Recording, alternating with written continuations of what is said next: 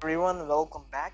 So now that we are done with introduction of Adwords Express, let's go and sign up and let's see how easy it is to create a marketing ad with Google Adwords Express. So I am on the Google homepage and I'm gonna type Adwords Express. Here we go. It's just only thing we need to do now is to sign in. You could see the home page. It has all the tabs that how it's gonna work, the pricing, success stories, and also the resources where you could see a lot of different things, FAQ that you have in mind, any questions. Every single answer is over here.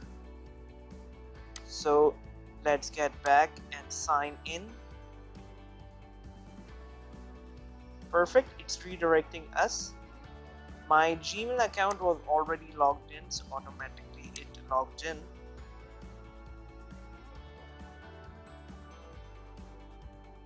This is the address for my business, so automatically it's coming in the listing. Just for the teaching purposes, I created multiple listing. You could check that out. My Google My Business course as well, where basically you learned how to get your business found on Google Maps and Google Search.